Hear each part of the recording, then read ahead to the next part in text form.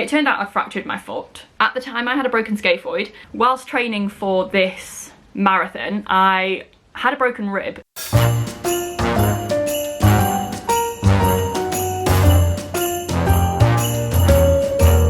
Hello, my name is Megan. Welcome back to my channel, Megan Chown Vlogs, where I talk about fitness, travel and dogs. So today I'm going to be doing a little story time and talking about my journey with running. So I love running, it's a massive part of my life, but I went from being a complete non-runner to a marathon runner. So I thought I'd give a bit of background to my running story to help inspire other people who may be wanting to get into running. I want to start off by saying I am absolutely not a natural runner. Growing up, any extracurricular things I did were largely more academic, we might say, so things like music lessons, languages lessons, things like that. So I was never really a sporty child. I joined the netball team when I moved to university, largely because I wanted the hoodie, because it was a nice hoodie.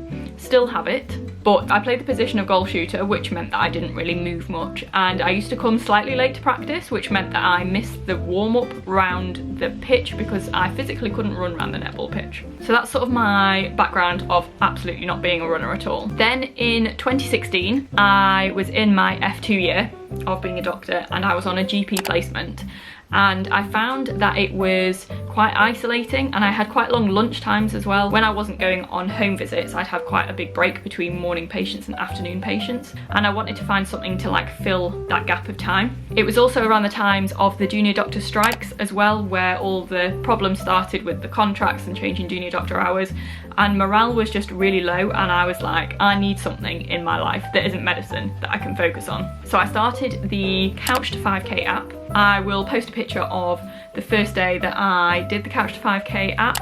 It was meant to take 8 weeks, but I think it took me about 12 weeks, and I completed the 5K distance on a family holiday in Lyme Regis, and I was just running like up and down the front, listening to music. I was listening to Red Collective, and completed the 5K. So I tried running about 5K 3 times a week going forward from there, but then stopped in the autumn time over winter because I have asthma and my airways don't like cold weather. So I stopped running then. Then in April of 2017, I went interrailing with my friend Hannah, who runs in the Midlands for a running club there, and she was training for the Robin Hood half marathon that was happening in September. So we did some runs together when we were interrailing. At the time I had a broken scaphoid and it was in a cast, and let me tell you, it smelt a little bit with the warm weather when I was running, but I got up to running half an hour again, so around 5K at that time. I then joined an online running sort of community called Sisters with Blisters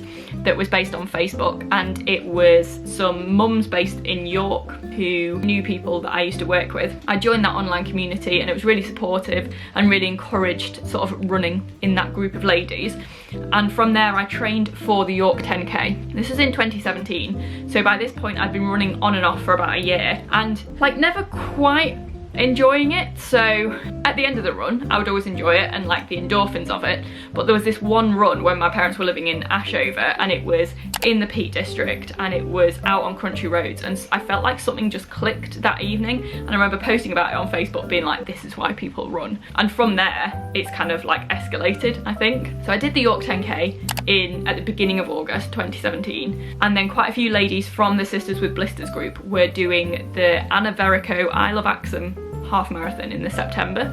So I kind of jumped from 10K to half marathon in the space of like 2 months. To do this, I just upped my mileage by about a mile a week, I think.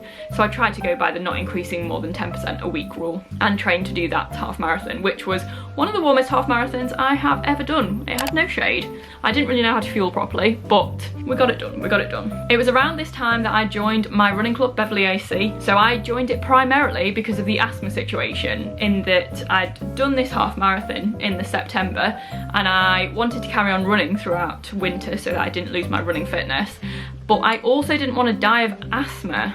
So I primarily joined a running club so that if I had problems with my asthma when I was out running in the winter, I would have other people with me. However, I have found some of my closest buddies through this running club. They are such a big part of my social life, my support network, and I'm just so glad that I joined a running club. So I would definitely advise, if you're thinking of joining a running club, to join. You don't have to be super fast, you don't have to run super long distances. It's just a lovely community where you can join other runners in the area to just find people to run with. Our running club has a welcome runner scheme where if you're new to the club, you will always have someone to run with and a designated person who goes slower times and who goes faster times. So there'll be 2 different welcome runners that week.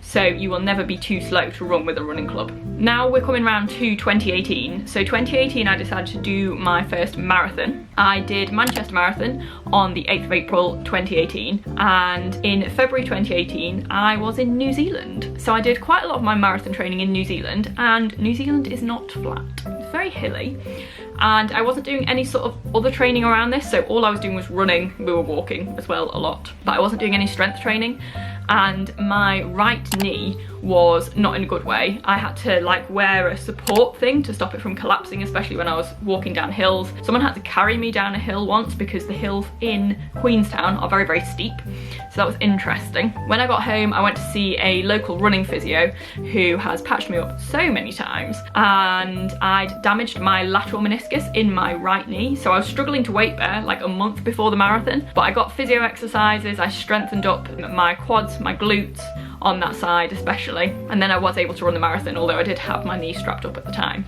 After the marathon I went interrailing for a month with my buddy again, so I ran the marathon with my buddy who I was travelling with, and in each place that we stayed we did a 10k loop, so this enabled us to keep up our fitness, and it also enabled us to see different sites. We then went travelling to South America. It was my like delayed gap year. We then went travelling to South America in the June, and we did lots of aerobic activity. So we hiked the Inca Trail, we hiked to Rainbow Mountain, Lake Umantai, things like that.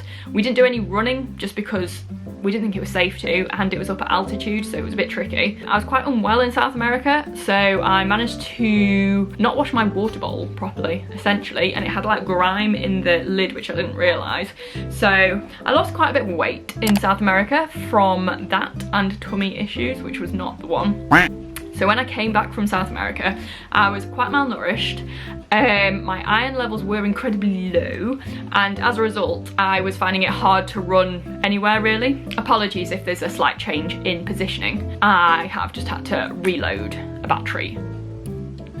It's no longer flashing at me. So found that my iron levels were low, started taking iron supplements, and this made such a difference because it meant that there was like good hemoglobin in my body, so that my bodies actually had oxygen so they could work.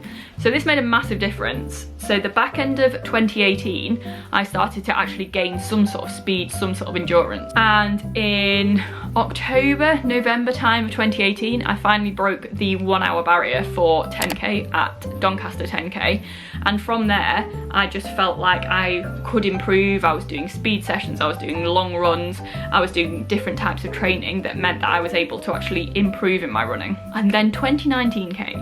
2019 was the year of the PBs, so I got PB at every distance. I was doing long runs, tempo runs, I was doing track training, speed training, hill training, and I just took down all the distances, ending in my sub 4 hour marathon in Rother Valley on the 16th of November. Okay, I've just had a second battery change. I'm going to try and finish this video on the third battery. Whilst training for this marathon, I had a broken rib. So someone drove into me when I was on my bike. They drove into me in the hospital car park, fractured a rib, which wasn't ideal for marathon training. Yeah, I couldn't wear a bra whilst I was marathon training, which was an issue, but anyway. So I had all the training in 2019. I did really well at distances, did really well at the time, but I think I just had a lot of running that year, obviously, and I was underweight at the time as well, so I think it did some damage to my bones, which is I'll talk about a bit later. Post-marathon, so post the 2019 marathon, I just felt like a little bit down. So because there was so much training going into the marathon, it was taking over my life. When I then didn't have it, I was like, what do I aim towards now? So I found it quite hard to start running again. But then in early 2020, I got back on my running. I got a 10-mile PB at Snake Lane, which was at the end of February in 2020. And then the pandemic hit and we couldn't run with anyone. I managed to get flu like the week before we went into lockdown. I was just super wheezy from my asthma, so when I got over the flu, I then didn't want to go out running because I was concerned my asthma would be bad, and that just led to not running as much, losing my confidence. But then we were allowed to run with one other person, so that was around the May time 2020, and I was able to build my confidence back up, build my distance back up. I was back to running, you know, just really enjoying it, running for pleasure. We couldn't run for any races or times because there weren't any races at the time. Then we had the second lockdown in November, and I decided to do the accumulator. So this is where you run 1 mile or kilometre on day 1, 2 on day 2, 3 on day 3. So I was doing kilometres, so it wasn't as far as miles. But the increase in distance was too much too quickly, and I injured my left hip. This left hip injury went on for so long, like a good sort of 5-6 months. It was an issue with tight hip flexors. It was an issue with my greater trochanter. It was a stress reaction. It was just the whole, it was just not. However, I had some painful like release like down here from a physio, and that finally made it improve. So I then got back onto Couch to 5K training, and this was around sort of like April, May time, 2021, and then had left knee pain, which turned out to be a torn medial meniscus. So rehabbed that, thankfully didn't need surgery, rehabbed that, and then I was walking down the street in Edinburgh in June in 2021, and my left foot started to hurt, and then a few steps later I was like, I can no longer wait there. So it turned out I fractured my foot in more than one place. There was a little bit of a delay, quite a lot of a delay about finding out what was wrong with it, but we won't talk about that in this video, which essentially meant I was in cast until November 2021. So this meant that I'd had the fractured rib when I was marathon training, but then I was hit by a car, so it's acceptable. Dented the person's bonnet with my ribs, which is probably why they broke. And then had the stress reaction in my hip, and then had the stress fractures in my foot. So this does mean that I'm waiting for a DEXA scan, so a bone density scan, to see if there's a problem with my bones, which means I keep fracturing them. But as I mentioned, I was running quite a lot in 2019 and underweight at the time. So now I've built muscle, and I'm gonna talk about my strength training story another time. I'm hoping that will help my bones and hopefully prevent more fractures in the future. So once I was out of cast from breaking my foot and had rehabbed my foot back because it was like stuck in the cast, I couldn't like bend my ankle or anything, so I had to build the muscles back up again around my foot. Once I'd done that, I was able to do Couch to 5K again in January 2022. So I got up to running 5K distance by March, and it went well to start with. My right IT band wasn't great, but it was okay, and it's fine now. I'm just struggling quite a bit with building up endurance, building up speed at the moment, but I am regularly running. I had a 3.8 mile race last night that was hilly. I've actually got a 10K race tonight, which is too much after doing what I did yesterday, but it's how it's fallen, so it's how it is. I'm just not gonna overdo it. So yeah, I am getting back into running properly. I'm nowhere near the speed that I was in 2019, but I'm starting, like, I love running, but I'm just struggling a bit with how hard it is at the moment, but I am hoping to get back into it. Hi, so this is Editing Megan popping in. The video that you're watching now, that I'm currently editing, was filmed in May 2021, but 2022, that I just haven't got around to editing yet. It was saying that I was finding running quite hard. It turns out it was the pollen. Like, I had just really bad asthma, so the pollen was making my lungs just like constrict, so I couldn't breathe properly. So the current state of running now is that I can run again, which is fantastic. I'm building my distance back up again, so I can comfortably run about 5 to 6 miles at the moment. When I got back from travelling, which you will have seen in the previous video, I just didn't have much running fitness, but I've tried to maintain the balance of running enough that I improve, but not too much that I injure myself. So far, it's going okay. It is involving sort of like structured sessions with like increasing the speed, increasing the distance, but so far it is going well. So my current running goals, I want to get back to a fitness that is being able to run a sub 2-hour half marathon with like no warning. So if someone says in 2 hours time you need to run this half marathon, I can do it in under 2 hours. That's the level of fitness that I want to get to, which sounds a bit extreme probably to most people who don't run, but that was the level that I was at before, and I'd really quite like to get back to that level. I'm still doing the strength training alongside, so I've dropped my strength training sessions to twice a week now, just so that it more complements my training and not sort of gets in the way of training. But yeah, that's where I am. I don't know if that made any sense. I have notes written on my iPad here, like I've written a script, but I feel like I've jumped about quite a bit, going along regardless. Thank you very much for joining me in this video. I hope that by sharing my running story of someone who wasn't fit at all, isn't naturally athletic,